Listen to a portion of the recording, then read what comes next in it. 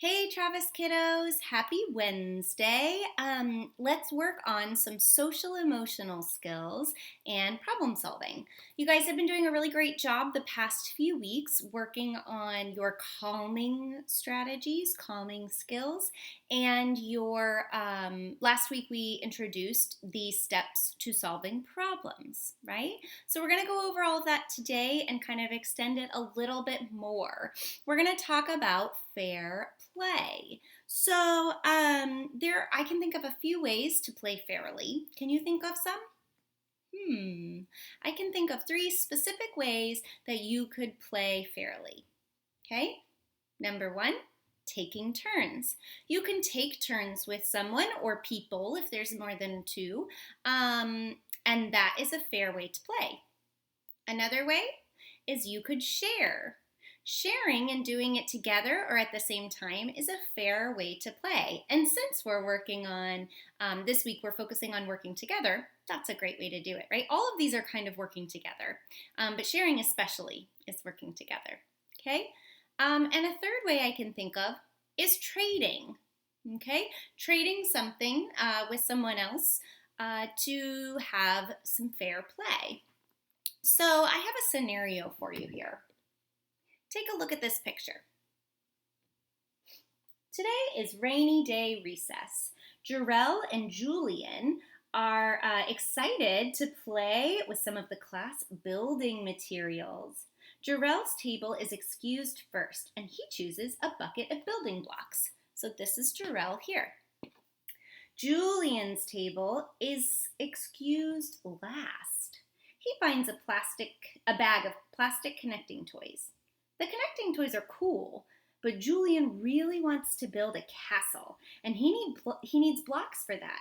Jarell has all of the blocks, and he's using them to build a rocket ship. I think we've all been in a situation like this, right? Different tables get excused at different times. There's not always the toy that you wanted to play with.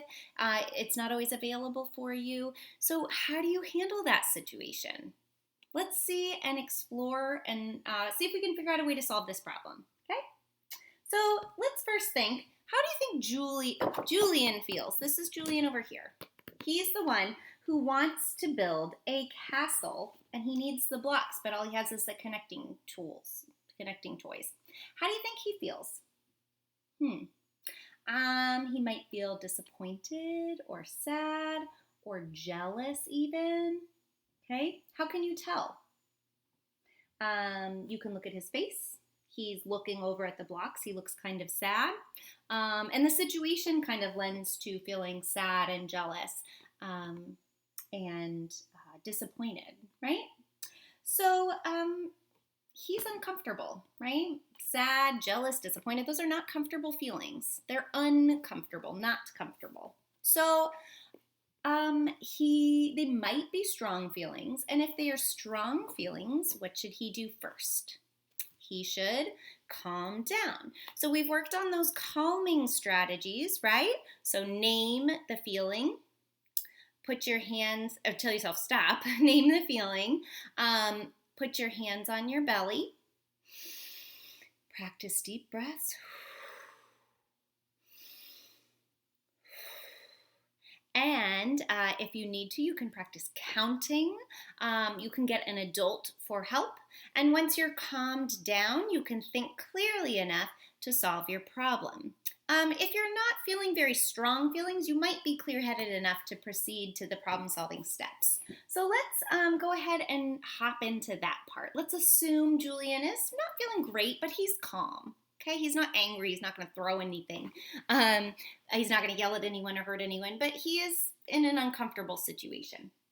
So the first problem-solving step starts with S. Remember, our problem-solving acronym spells out STEP, S-T-E-P. So S, our first letter, is say the problem.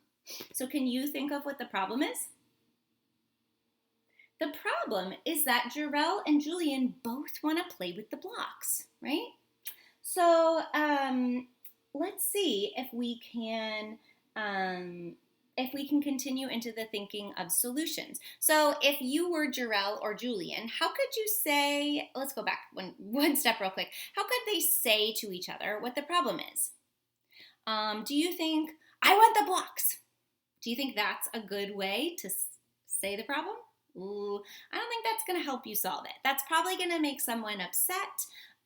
It's probably not going to make them want to share or solve the problem, take turns, trade, any of those fair play options, right? So maybe Julian could say, I'd like to play with the blocks too, but you're using them, right? That's one way to say the problem. Or you have the blocks and I want to use them, or we both want to play with the blocks, however they want to state the problem. Okay? So S is say the problem. T, do you remember what that step is? Think of solutions. Can you think of some solutions for them? Maybe you could think of some fair ways to play and think of some solutions within those ideas. What could some solutions be? So one solution is they could take turns. So Jarell could finish his turn with the blocks and then Julian could get a turn with the blocks. That's one way, take turns. Another way is to share, to play with them together, right? A third way could be to trade the blocks for the connecting toys. Okay, so 3 options there. Think of the solutions. So say the problem is S. Think of solutions is T. So S-T-E. Do you remember what E was? E is explore consequences. So a consequence is something that happens as a result of something else, for better or worse. So exploring what might happen if you try out one of those problem-solving strategies, or one of those solutions, I should say. So the consequences of each of those situations, or maybe you thought up other solutions, think about the consequences for each of those. If you had your own solutions, you're going to have to think of those consequences. I would say for taking turns, the consequence is that Julian is going to have to wait a while until he can get the blocks. And so he might not be able to use both of those things to build his castle, right? And Jarell, he might have fun playing with the blocks, but after his turn, what will he do? Okay, those are some of the consequences to think about.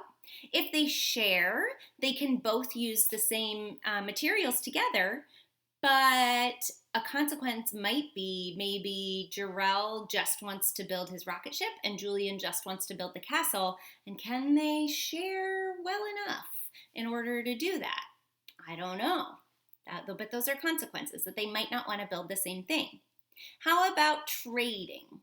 So if they trade, then Julian would have the blocks and Jarell would have the connecting toys. But maybe Jarell doesn't want the connecting toys, or maybe they can't build what they want with just one of those things. I don't know, but you have to think about and explore the consequences that might happen because of these solutions. Okay, so S, say the problem. T, think of solutions. E, explore the consequences. And P, do you remember? Pick a solution. So which one do you think had the best consequences for all? Or which one do you think might work out the best? You can pick. If it's not right, you can always try something else, right? Trial and error here. But picking a solution. So in this scenario, I will tell you what happened. Maybe you can choose one too. So here, Julian asks Jarell to share the blocks. He has an idea for building a castle with a launch pad for a rocket ship. Oh, so cool. So the idea includes both the blocks and the connecting toys. The boys get to work together and play, and they both get to build what they wanted to. Wow, what a great idea. They have even more fun sharing and playing together. See, I told you working together is usually the best way to go, just like we're learning in our reading right now. So what a fantastic outcome to their situation. Okay? No one is sad, no one is hurt, no one even has to wait. How awesome is that? So that's an awesome outcome. How do you think Julian could ask Jarell to share? What's a polite way to ask someone to share? He could ask, would you please share those blocks with me?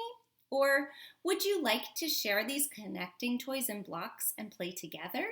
Okay, those are some nice ways to ask. Now, Jarell could say no. That's his option. He doesn't have to share, but hopefully he's nice enough. And in this situation, he is. He thinks it's a great idea too.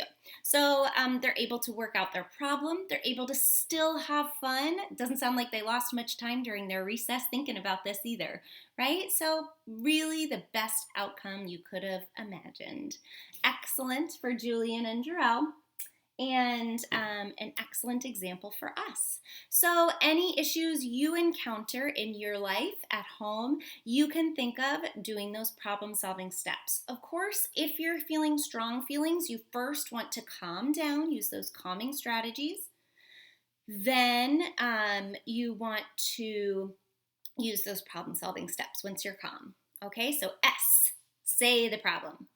T, think of solutions. E, explore consequences. And P, pick the best solution. Have fun with that. You guys practice on your own or use that if it comes up in your daily life. Enjoy and happy learning.